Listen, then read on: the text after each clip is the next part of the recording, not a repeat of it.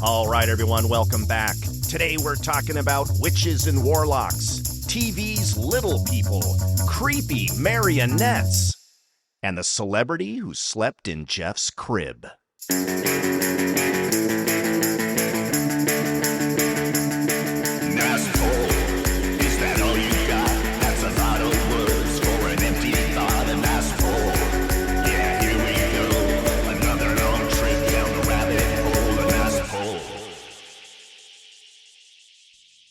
So, Jeff, I have this habit when I can't sleep, which is pretty much every night. Actually, is every night. It just depends on when.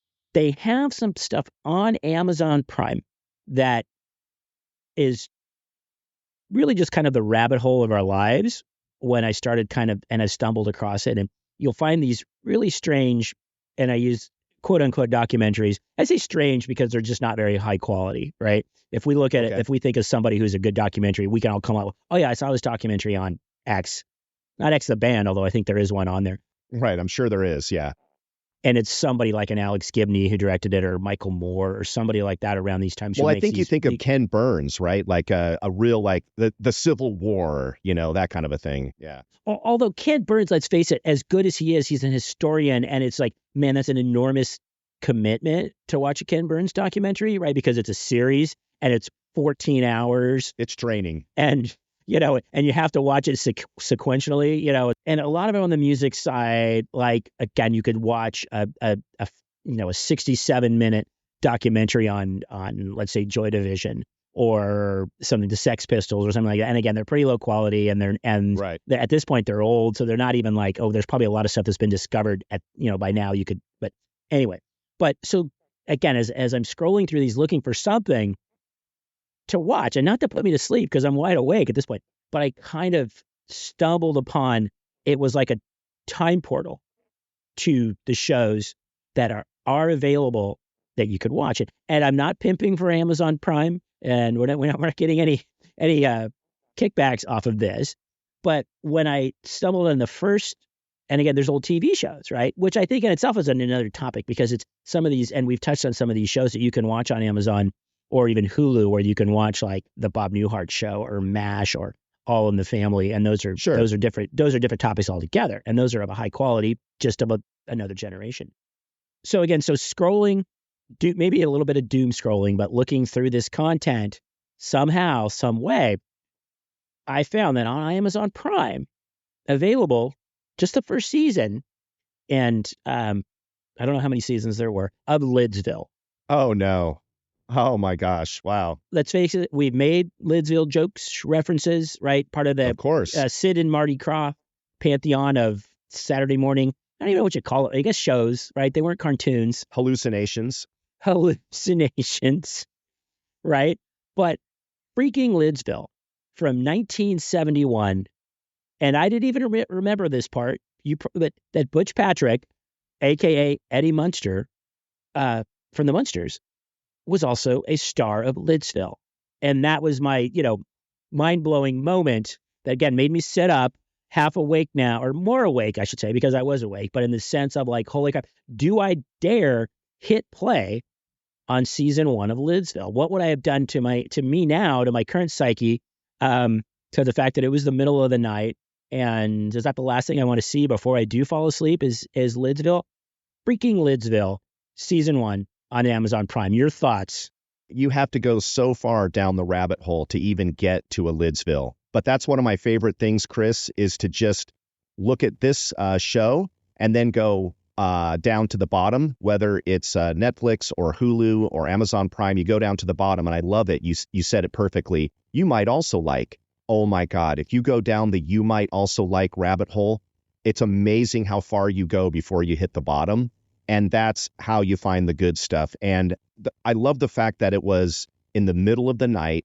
You have insomnia or whatever, you're wide awake. That's the perfect time to watch the most acid trip thing that Sid and Marty Krofft probably ever came up with. And if you don't think that they were tripping balls on mushrooms or LSD or other hallucinogens when they came up with H.R. Pufnstuf and Sigmund and the Sea Monsters and Lidsville, you're crazy. So And yes, Lidsville, I did happen to know that, of course, that Butch Patrick, who was Eddie Munster, later went on to be a kid who was just wandering around, Chris, at a carnival. And he snuck into a tent, as we all know. And what did he see? A magic hat. And as soon as he touched it, it began to grow. It was a huge magic hat, right?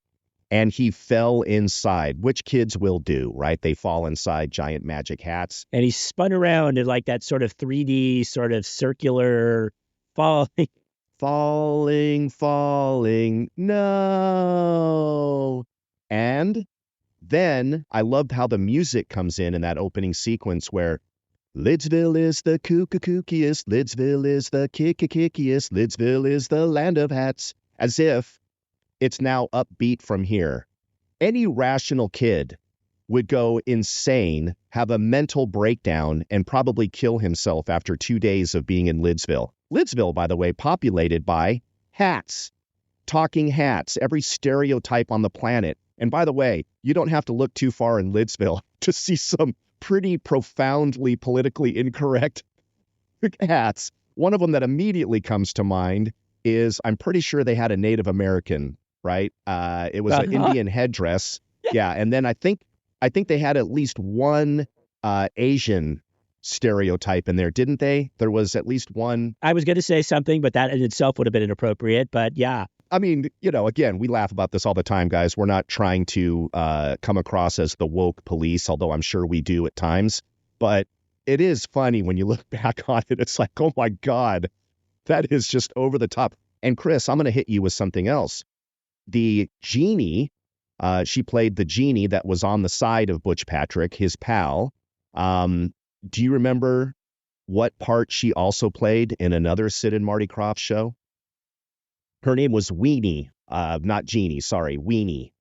Don't ask me why her name was Weenie. I don't know why. I could think of another movie she would be in if she was Weenie, but no, you're going to have to enlighten me because that part, again, because I did not click on play. I did not dive into season 1, episode 1 of Lidsville. So please enlighten me. Who the F is Weenie, the genie?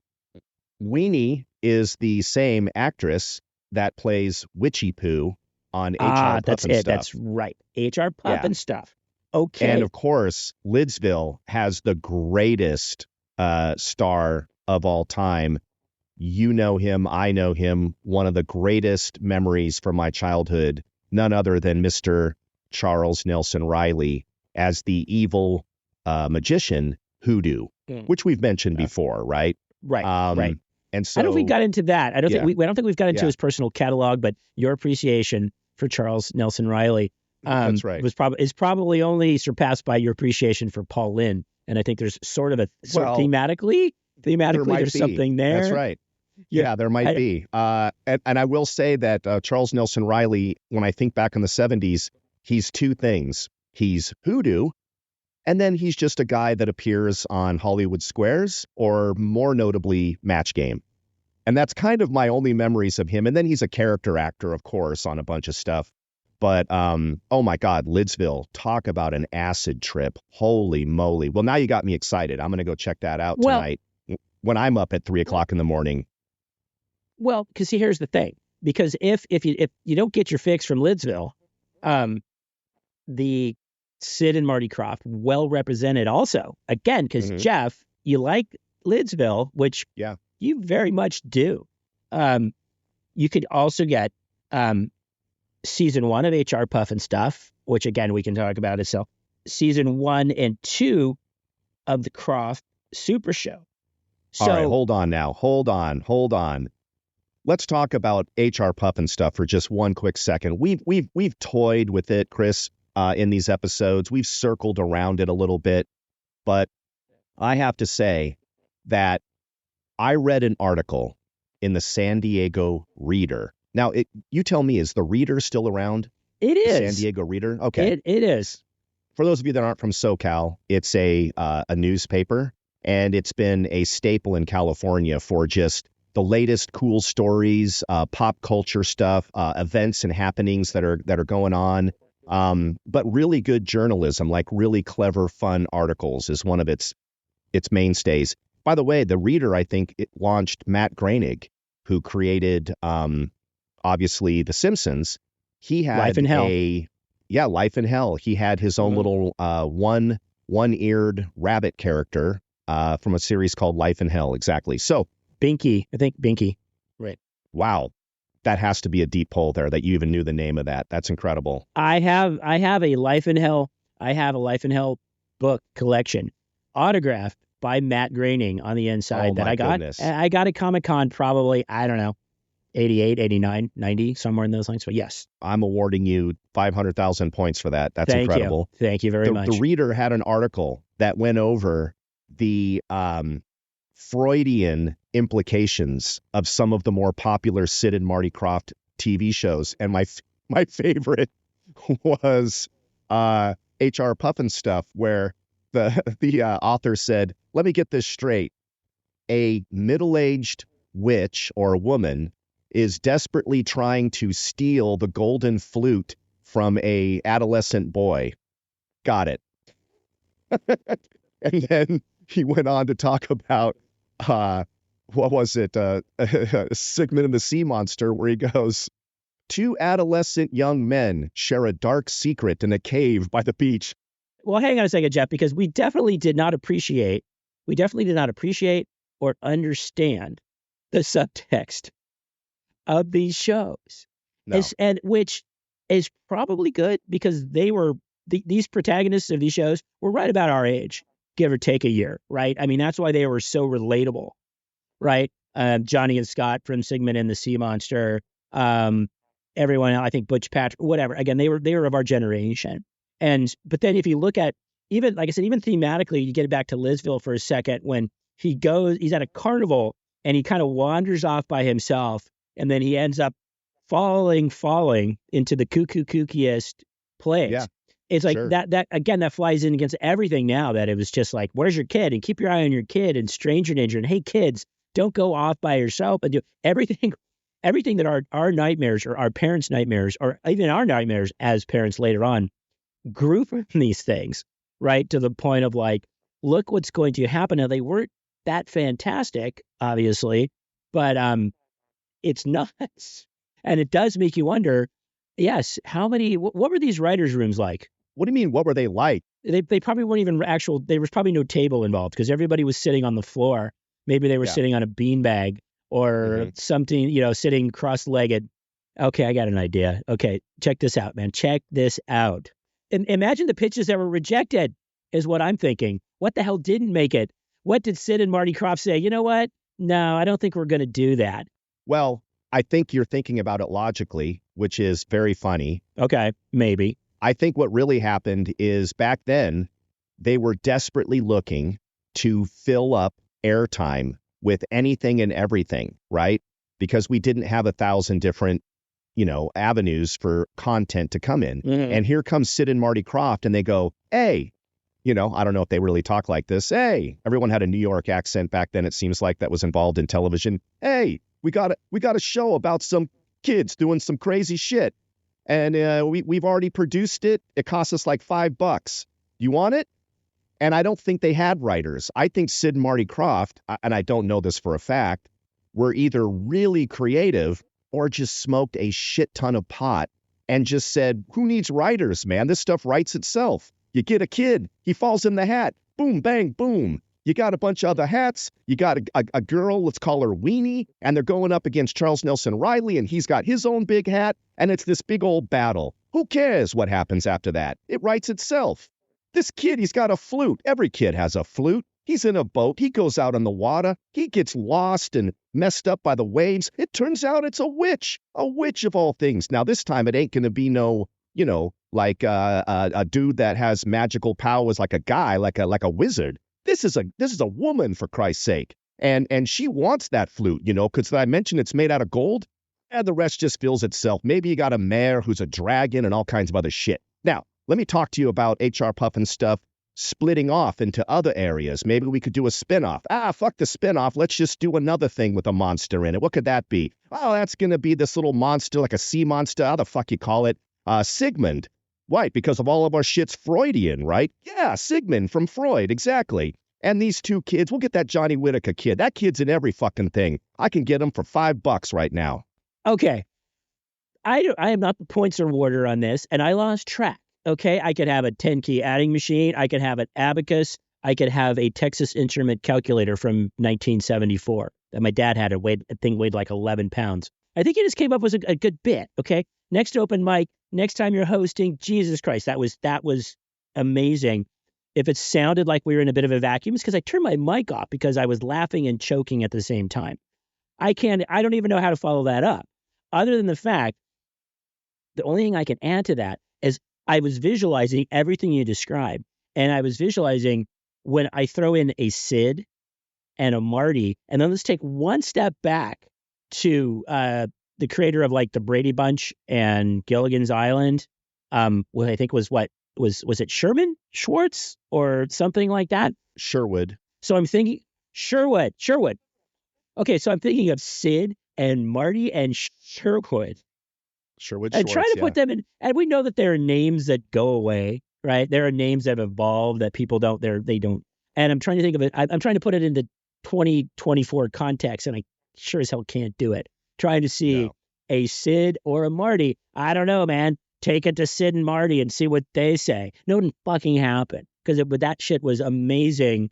That was an amazing riff you just went on. Oh, thank you. Those were that was the pull of the pull of the whole show here, folks, was what Jeff just went off. And it was a riff. He wasn't even at just because he had it. Close your eyes, okay, and rewind that part when you hear this and picture what Jeff is saying, and it will all make sense. Even though none of the shit that Sid and Marty were talking about made any freaking sense. No. But like I said, 50 years later, it lives on. We should all be so lucky that we have something that we create, that we cultivate, that we build off of, is still around 50 years from now. And I don't know if we could do it. Not like Sid and Marty. No, Chris, and let's face it. Like I said, back then they were desperate for content. So the motto back then was, fuck it, let's try it. You know, there's no way that Eric Estrada is going to end up singing on national television. No way that the Brady Bunch gets their own variety show. No way that the group that wrote the song Afternoon Delight gets their own variety show. No way that Shields and fucking Yarnell gets their own variety show. Pull. Unless the attitude is, who fucking knows? Let's just try it. Nowadays, it's gone into that realm of, oh my God, we have to be so careful about what we put out. I'm not even talking about from a, careful about hurting someone or cancel culture. I mean, they want to make sure they're going to get their money back, and they want to do focus groups and overthink it and have all these rules and regulations about who's allowed to say what, and everyone has to put their hands in it and make a comment, right? And these producers get so fucking sideways on being, basically micromanagers on everything that, you're not going to get as good a shit. But back then, anything was game, right? I think that's part of the fun. Otherwise, how could you have Electra Woman and Dyna Girl? Season 1 is available. Oh, no. Is it really? All right. Let me just I'll rip off a few. Let me rip off a couple more that are still available. Season 1 and Electra Woman and Dyna Girl, which we talked about. Dr. Shrinker. Okay. Oh. Yeah. The Madman with an Evil Mind. Okay. Yes. Good. Oh, nicely done. Land nicely of the Lost, season 1 and 2. course. I think those are all Sid and Marty Krofft shows. Let's dig in. Well, okay, let's start back with, okay, then let's go right with Land of the Lost. Okay. Land of the Lost, which, right, kind of perpetuated that whole thing, because I think we were always, and I think we were that generation, I remember, and you probably remember this, and I think your sons would have probably fell perfectly into that with their age, and that, where dinosaurs just took off, right? In like the late 90s, early 2000s, kids went freaking nuts for dinosaurs. For us, it was kind of like, yeah, dinosaurs, whatever. It was just like, and then you would see these random movies with cavemen and in dinosaurs, even though we eventually learned, much to our chagrin, is that people did not exist in the land of dinosaurs, right? There were no, so a caveman with a spear could not fight off a T-Rex or something like that, or a Triceratops or whatever. Hard to say. So what happens, but okay, all right. All right, that's a whole other show. But to get into that part and right into we screw that. I think again, in a time where you could say, screw science, screw, carbon dating or whatever. So maybe we can mix it. Maybe we can get some local, some modern people and throw them into the land of the lost. And all of a sudden we got people wearing, fringed vests and flared jeans into a scenario where they're interacting with what? With dinosaurs, right? And even other creatures that didn't actually exist. What are your thoughts on Land of the Lost? Because you can watch season 1 and 2. First of all, are you telling me that you don't believe Sleestaks actually exist? Is that your supposition here? I draw the line at Sleestaks, okay? And maybe just because they've never been in Jurassic Park movies. How's that? By the way, greatest band name ever. I'm sure at some point there was a band named the Sleestaks, but if it hasn't been chosen and there's anybody younger listening right now, you got to take that name. Land of the Lost. I like the fact that they did say one thing on the premise that these guys had fallen into kind of a parallel dimension. So they weren't even trying to make the claim, Sid and Marty Krofft, that there was anything following anything within a semblance of logic. I stand corrected. But that's when we learned, as the audience, all you have to do is go down 1,000 feet below the Earth's surface, and that's where you're going to find an entirely different world. Chris, I would have thought that a parallel dimension at the Earth's core, it would have been more than 1,000 feet beneath us. But apparently, you can just fall off a 1,000-foot waterfall, and there you are. And there's no way to get back up that waterfall, by the way. It's not possible, according to Land of the Lost logic. Mm-hmm. But no, claymation, dinosaurs mixed with a family trying to survive, and then a young hominid family with my favorite character of all time, Chaka, right? I still know some, what's the name of his species? It's like the Wakini or something, or the... You got me on this one. I do know... I defer to you on Land of the Lost. I do know that Osa is the, I think it's Wakini, word for water.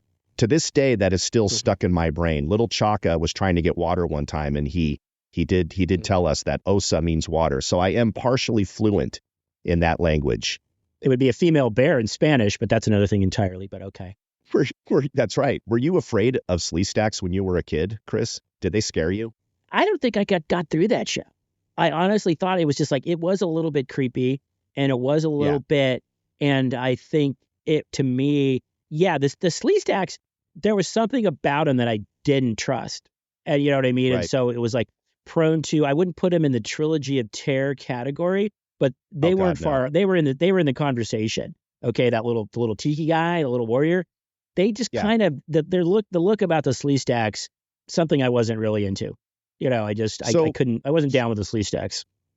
I like your instincts, Chris. For those in the audience listening right now, Chris is saying that if you're a 7-foot tall lizard creature, then he feels like there might be something about you that he just doesn't quite trust. Sorry. That's your... I'm open-minded to a point. If your kid brought home a Sleestak, you would be like, hey, guys, no, I'm sorry. Exactly. Right. Not coming in the house. Not coming in the house with your Sleestak friend. I don't care. Yeah.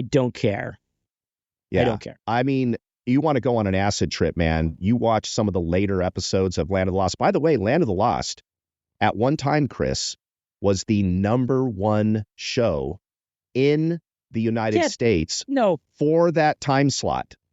It absolutely was at the top of the Nielsen ratings as the #1 show.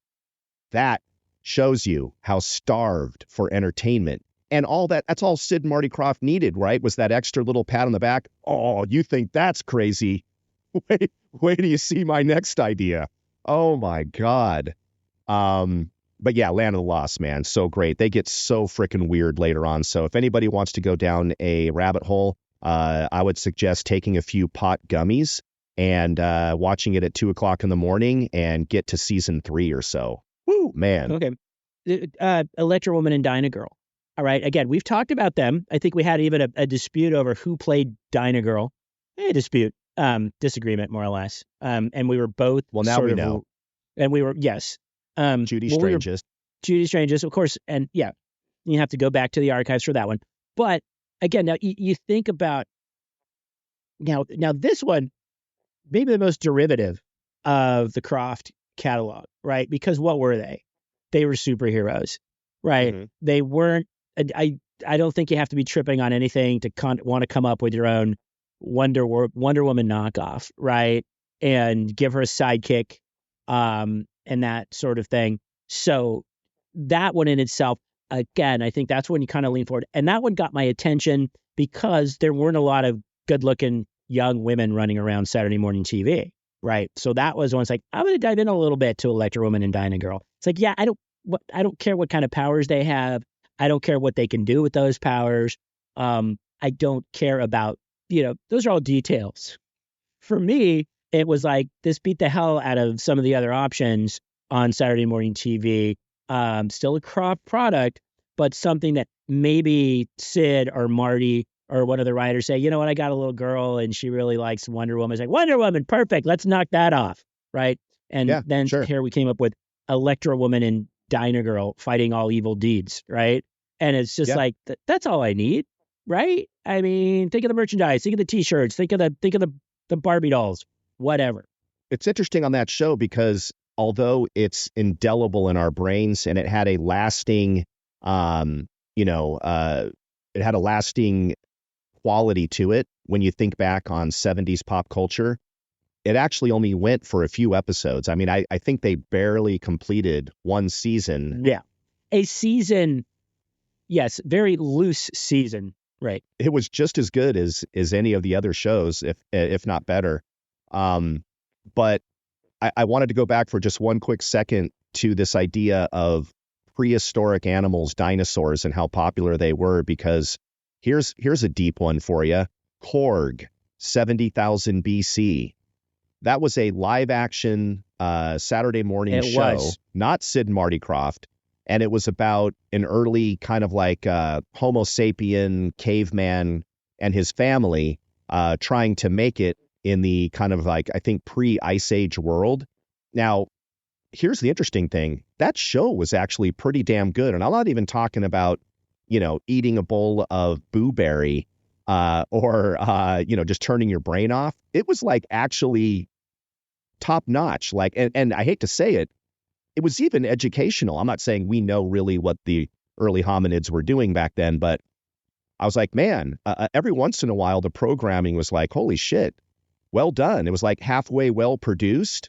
I don't know. There was some good ones, not to be confused with Bigfoot and Wild Boy, right, Chris? No. The greatest premise ever, right? A young man is separated from his family as a child in the woods and raised by Bigfoot. You would think that would be a recipe for disaster, Chris. Normally it would be, and is immediately eaten by Bigfoot. That's probably what would really happen, right? But no, this kid is somehow raised by Bigfoot, and he becomes a superhero of the forest. Now, keep in mind, they can only help people if you go into the forest. So Bigfoot's not going to walk into New York City and help people. But if you happen to be way out in the fucking woods and crimes occur, these two are there for you. Just want to make that clear. Well, first of all, Korg, 70,000 BC, because again, it looked familiar. So I went and checked. Yes, also available through Prime. Wow. Absolutely. The Bigfoot and Wild Boy, not there. Disappointing, because again, I think that was part of that whole, I mean, I'd watch the hell out of Bigfoot and Wild Boy as opposed to Dr. Shrinker, the madman with the evil mind. He was a madman with an evil mind. The thing about Bigfoot, and we have talked about this, is again, the Bigfoot was part, I don't know, it was part of the vernacular, right? Because you could even say, you could say Bigfoot and people know what you're talking about. Everyone did. The documentaries, the In Search Of, that grainy picture, right, that we've all seen 1,000 times of that guy walking through the forest going, well, kind of looking like, and Bigfoot, yes. So Bigfoot was on the $6 Million Man, right? So this was kind of, I wasn't exactly the same Bigfoot, but I bet you they used the same, props and everything, so for Bigfoot and Wild Boy. The whole sort of, do you believe in Bigfoot? And the theories around and the alleged sightings, the movies, the Harry and the Hendersons, right, where Bigfoot was like hey, join the family, right? Literally Right. part of the family. I think there was even a TV spinoff of Harry and the Hendersons. So like, how do we hide a Bigfoot in our house, right? It's a question that's been asked 1,000 times. Right. And I think, and again, that whole idea, whether it was Alf or whether it was something like that we've got this strange, we're gonna go on with our lives and we're gonna pretend that we don't have a little girl who's a robot, freaking Small Wonder or whatever. Small Wonder. Whatever. So I think it lasted half an episode. Maybe 2/3. But Bigfoot, again, part of our culture at the time. And we still don't have any, like the Loch Ness Monster. I'm shocked that Sid and Marty didn't come up with a Loch Ness Monster show. Maybe they didn't. Maybe the water part was too expensive, right? You have to have a big tank, or at least what appeared to be a big tank. Maybe it might have been a bit limited. Hold on a second. He might not have done that because there was a cartoon, not Sid and Marty Krofft, The Adventures of Cecil and Beanie Boy. Beanie and Cecil. Help, Cecil, help. Cecil was a dragon of sorts and kind of that Loch Ness Monster-y kind of a character. Right. I don't know. I might be reaching a bit right there, but yeah. Well, Sigmund was a sea monster, but he wasn't like that, right? So, I mean, I guess maybe they did latch on to their, the sea monster stuff. It's big. Go get me something. Go. That's right? as close and as they came. Yeah. That's because they could put it in a costume and it could be on land and he could be running around with Johnny and Scott and it wouldn't be that whole, right? At the end of the day, it's can we get work for Billy Barty? Is there something in our show for Billy Barty to do? Billy Barty, a very famous little person. I believe he was inside the Sigmund and Sea Monster costume. He was definitely the Igor for Dr. Shrinker and appeared in countless other Sid and Marty Krofft stuff. I'm pretty sure he was also the Witchy Poo's minion, the little spider character, which I think was also had like an S name of some kind. Seymour, I think, was the name of the spider. And I think that was also Billy Barty. So, and Billy Barty famously was the little bumblebee mascot character for the Bugaloos. I don't know why I somehow know all of Billy Barty's resume, but that just came out of the back of my head. That's weird. Billy Barty, probably, you could have seen him on Love Boat and Fantasy Island. Probably, I was going to say sort of the Peter Dinklage of his day, but probably a little bit of a stretch because Peter Dinklage is like a serious actor, right? I'm not sure. That's a stretch. I apologize to Peter Dinklage. He's never going to come on Nice Bowl Nothing against Billy Barty at all, but I'm not sure he can hold a candle to the acting chops of Peter Dinklage. But okay. you could probably picture every other little person of his day going, God damn it, Billy Barty gets all the parts, right? Because he was in every show, every genre. Yeah. Hey, we need a little, get me Billy Barty's agent on the phone. There had to have been other people, but Chris, you have just written a documentary, and the name of it is Get Me Billy Barty. That would be the greatest documentary. I would love it. I would watch it. That would be incredible. It's true. Seriously. It's like, get me. He's one of the, he got every part, every role. He didn't have to climb in. Now, he wasn't inside of R2-D2, but had Star Wars been made in the U.S., he probably would have been. Right. Yeah. Right. But that's because it was, filmed in London and Tunisia and all these places. But domestically, Billy Barty's getting that part, right? Oh yeah. So, it just Billy Barty is right up there with of our youth with the Paul Lynde and Brett Summers and Charles Nelson Riley, but not so because I don't think I ever saw him. Maybe on a Hollywood Squares, but actually I probably shouldn't put him in that category. Fame wise, yes, but again, if you were to probably bust out his IMDb credits, he should have. I mean, how did he not get tattoo in Fantasy Island? Instead, you got that crazy motherfucker, Hervé Villechaize, who was like threatening people with knives and was out drinking and taking drugs like Elvis. Somehow Billy Barty didn't get that part. Maybe he wasn't edgy enough, I guess. I don't know. It's almost like he had a lot of emotions building up there. It had to be frustrating to only ever say to plane. I just feel like that part was a bit limited. And you got that. Maybe. But by the way, that brings us to the topic that we didn't even expect, which is little people, folks of a smaller stature that were also actors. And I am really bummed that I can't remember this actor's name, but this guy was a great actor and a little person. and he was famously Miguelito Loveless, the arch nemesis of James West from Wild Wild West. Jesus. Oftentimes, the gang, right, Artemis Gordon and James West would have to go up against Miguelito Loveless. And this actor, man, I mean, this dude took it to a whole new level. He was so brilliant as the nemesis that was always trying to get James West with all these crazy inventions and contraptions. It was so... What I loved about Wild Wild West, and I know we're mostly talking about Sid and Marty Krofft, but it was the first time that I was ever introduced to like steampunk, right? Steampunk in the Old West. What if back in the days of the West, they had all these other technologies and inventions and a secret service that had access to all these cool gadgets? It was almost like James Bond meets the Victorian age, somehow shot as a Western. Oh my God. What a fucking great show. That's it exactly. Yeah. And it was super cool.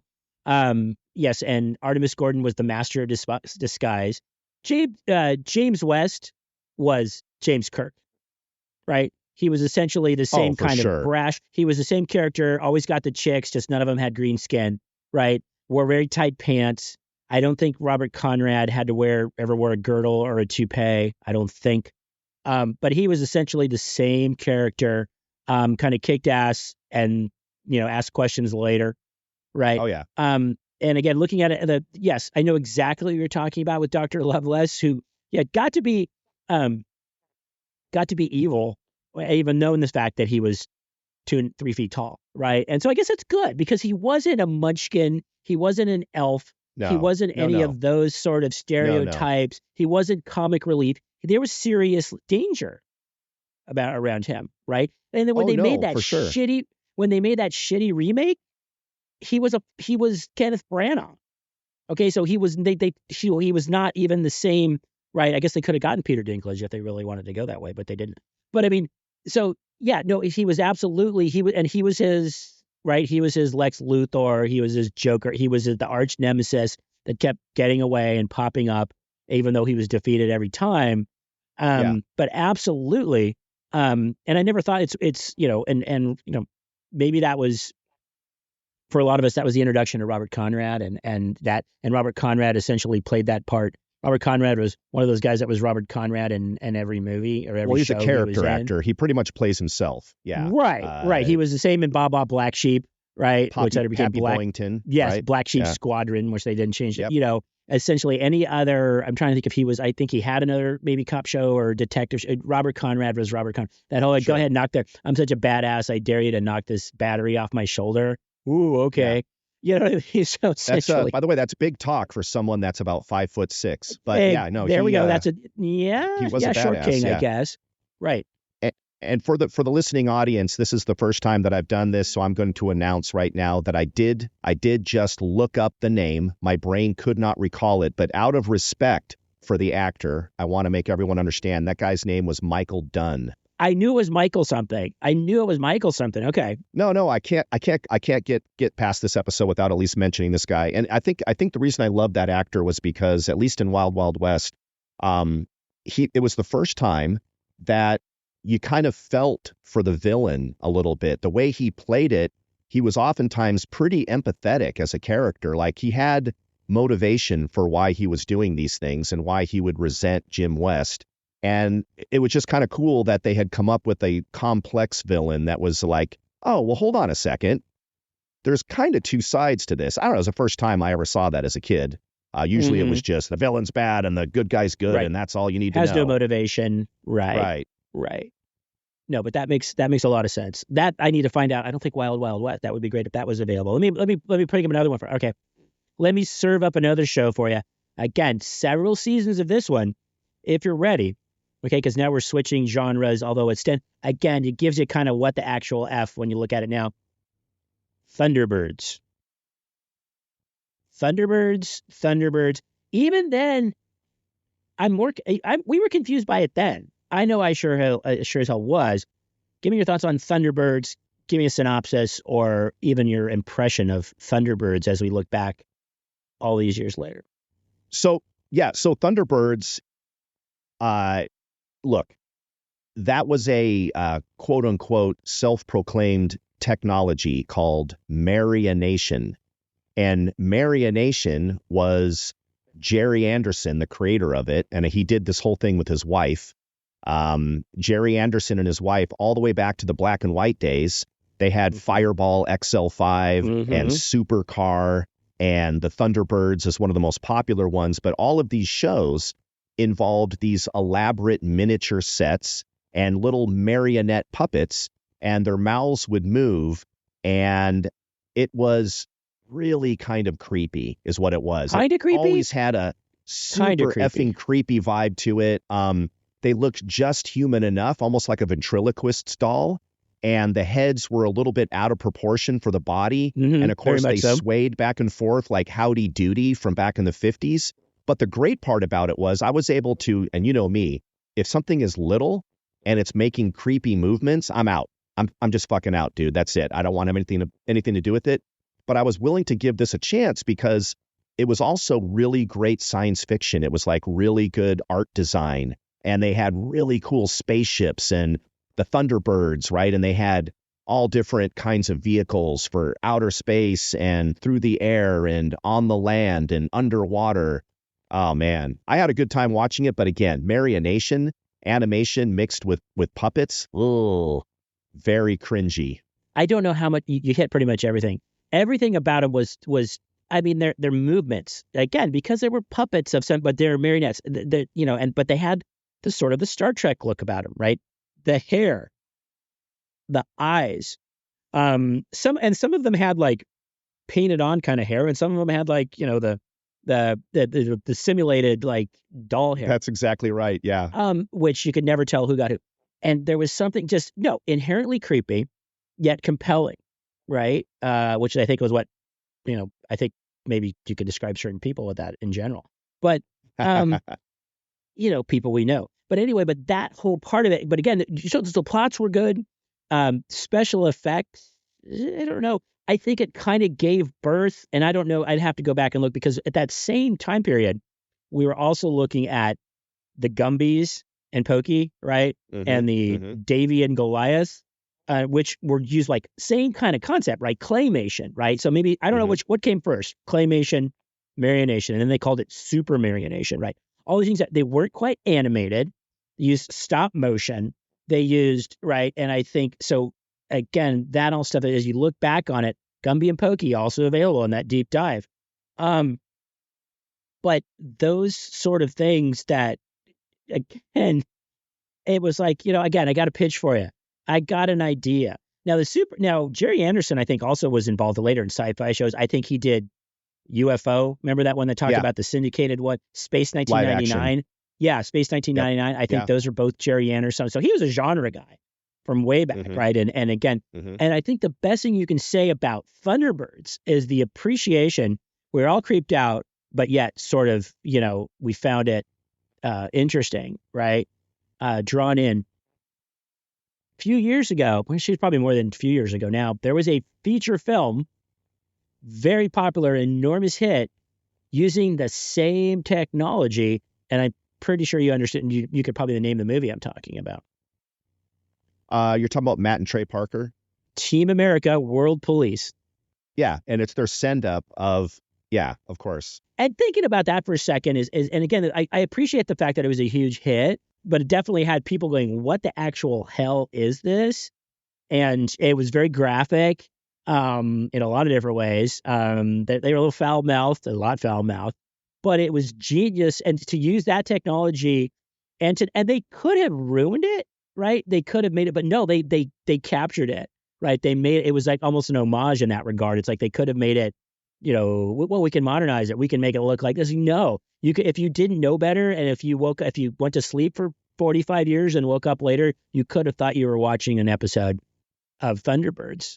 And that shows you, I was going to say the sustainability. I don't know if that counts, but that just shows you the appeal. And maybe there was a lot of us who think, man, this stuff is really weird, but I'm in. I'm in. I really appreciate that. Matt Stone and Trey Parker, I mean, to this day, and I know, for folks out there listening, you're either a South Park fan or you hate it. There's no in between, right? And for a trillion reasons, which we won't get into right now, I'm just could not be a bigger fan. Mostly because those two guys also are experts at script writing. They know how to keep a script lively and entertaining and interesting, and that's a whole separate thing. But taking Marionation and doing a real send-up of it, they understood how creepy and weird it was, but they were also fans of the show, and then take it to the South Park level of, to your point, R-rated sex scenes with puppets, which is absolutely hilarious, and just their normal storytelling with that genre. I'm sure they were ready to kill themselves after making that movie because they figured out how hard it is to shoot with miniature sets and create those things. But it's really a masterpiece in terms of send-ups and tributes for one of the more difficult genres out there. Right? Absolutely. You couldn't have tied your hand behind your back more when you started making that movie, and they pulled it off somehow. I don't get it. No, they absolutely. I got one more on my deep dive, and I'm gonna throw it at you. Doesn't fit into any of the. It's not animated. It's not marionated, not marinated. Marionate. Okay. There's no puppets involved. But again, it fits much more conventional and network show. And when I say the name of the show, I would say even the most casual person, maybe someone who doesn't even know has never seen the show, doesn't know the name of the show, has probably heard the theme song to the show, and that is none other. And again, available on Amazon Prime, seasons 1 and 3 of The Greatest American Hero. Oh yeah. Oh my goodness. Yeah, I was such a huge fan when that came out. I did not expect a comedy. I saw it because I think the very first day that I saw the pilot episode, I thought it was going to be an actual superhero show like Shazam or ISIS or something like that. And it was funny. I mean, back then, I don't know what I was expecting, but the fact that the guy gets a suit from aliens and they give it to him presumably so that he can help mankind, but he doesn't have the manual on how to use it. He couldn't download it either, right? Yeah, he has all these powers that he's trying to figure out. And then you get Robert Culp, of course, a character actor who always plays Robert Culp, who's been in a bunch of great TV shows, I Spy, and a whole bunch of he was a cowboy in many Westerns, Robert Culp, but he's sort of a jaded FBI agent that's trying to figure out the suit. And yeah, it was fun. And Chris, I guess I'll drop a name, although this is a very silly way to do it. But William Katt, the main character in the TV show, Greatest American Hero, his mom was Barbara Hale. And Barbara Hale famously was Perry Mason's secretary throughout the entire Perry Mason series. But she also grew up in Rockford, Illinois, which is where my mom was born and raised. And my mom went to high school with Barbara Hale. And Barbara Hale gave my mom her baby crib that William Katt actually slept in. And it was just kind of a nice gesture because they knew each other in high school and still kept in touch. And so for a number of years, the crib that I slept in as a child was actually one that belonged to William Katt. There you go. I don't know. What does that mean? That's strange. It means nothing. Just a weird connection. Amazing. That is amazing. Yeah. First of all, it was probably one of those cribs that now would be banned, right? Because it had the really thick, the really wide open bars that like a baby could get their head stuck through, and all right. All the stuff that we slept in is now but that's another topic together. There's probably a death crib. Well, yeah, it was lead paint, and I think the bumper guard was made out of asbestos, if I'm not mistaken. There you go. Exactly. And again, there was more than 3 or 4 ways you could have I used to chew on that bumper guard all night long. Oh, I loved that bumper guard. Explains a lot. You definitely could have gotten hurt in that crib. Could have broken a limb or something. That's an amazing story. I'm glad you think so. Well, if you were ever to meet William Katt in any circumstances, okay? Never gonna happen. If you could have the opportunity to have lunch with William Katt instead of the Deborah Wagner, and then you chose over the producer over over Tim Matheson, that story. If it had been William Catt, if it had been William Catt, and you would have had the opportunity to say, well, Bill, can I call you Bill? There's those, and again, that's amazing. That connection to the point that, so probably your brothers as well, right? So the three of you guys all are just you. No, I was back in the day when your next oldest brother is 13 years older than you, and your oldest brother is 16 years older than you. Back in the 70s, they called that a happy surprise that Jeff came along. They didn't call it a mistake, you guys. That's kind of mean. So I was definitely a surprise. So my brothers did not use that crib. Okay. No, it was just me. Oh, okay. Okay, so that was, then maybe that's why your nickname was God Damn It or something like that, because that's the first thing your dad said when your mom told him. Okay, but the William Catt crib, the cat crib. There you go. It's an amazing story. A couple of other things about William Catt is, number one, if you remember, and the show, yes, ran for, again, 3 seasons. I don't even know how many episodes. And the plot, Jeff nailed the plot. This high school teacher named Ralph. Okay, I think that was your first clue, because Ralph's a pretty nerdy name, but maybe Ralph is not like Bruce Wayne or even Clark Kent or Peter Parker. It's not going to have that sort of, it's not going to roll out that Ralph is your secret hero. Puts on the suit, loses the instruction, or didn't get the instruction manual with the UFO left. It was left behind. Flies into walls, and somehow his girlfriend, I think, is an attorney played by Connie Selica, who was right up there with the sort of, Connie Selica. Right, I was up there so in love with her. Yeah. With the dark haired, right? With that other category of like with the Jacqueline Smiths and Catherine Box and the one and only Lynde Carter, where you did not have to be a blonde bombshell to be get that part. Exactly. So somehow they got mixed up with this FBI agent and solved crimes, even though he was literally flying into walls and didn't know his own strength, and this costume was kind of goofy. But two things about William Catt is William Catt and Tom Berenger actually starred in a prequel to Butch Cassidy and the Sundance Kid. It was where good. he played Robert Redford, and Tom Berenger was the Butch and Sundance, the younger Butch and days Sundance. or something. There you go, early days, something like that. Early days, yeah. There was also, and I don't know if you remember this part, but okay, do you remember his character's part? His full name. His first name was Ralph. Bonus points if you remember his last name. Okay, so Ralph Hinckley. Ralph Hinckley is the name of the character, but they had to change it because John Hinckley. Keep going. They had to change it because John Hinckley tried to assassinate Ronald Reagan. Right. So they changed it from Ralph Hinckley, and I think in season 2 he was Ralph Hanley. Hanley, something like that, which is like Hanley. When you think about that in the near, in retrospect, maybe he should have been more heroic if they had the same name as Hinckley, but that's another story entirely.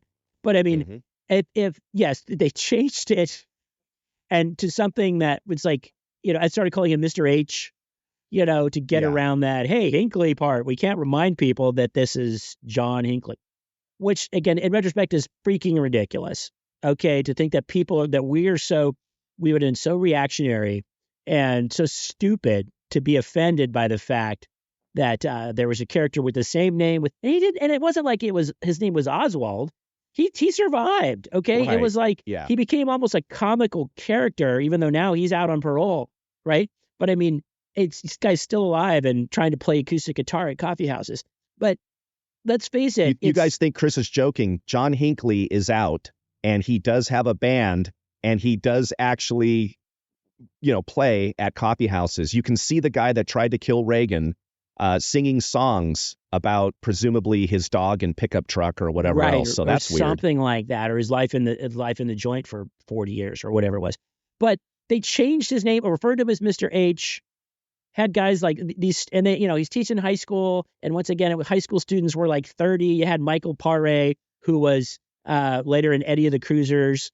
And you're right, and had his 5 minutes of fame there.